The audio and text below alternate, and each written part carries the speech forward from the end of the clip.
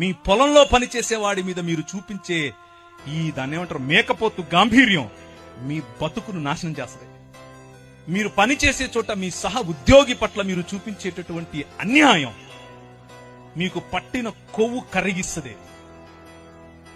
మీ సహ దైవ దాసుల పట్ల మీకు లేని గౌరవం, మీ సంఘంలో మీరు దేవుడు మిమ్మల్ని నాయకులుగా చేశాడు కనుక, పాస్టర్లుగా చేశాడు, ఏమనుకోకుండా అన్న, నెక్స్ట్ టైం పిలవకపోయినా పనులా చెప్పేదే.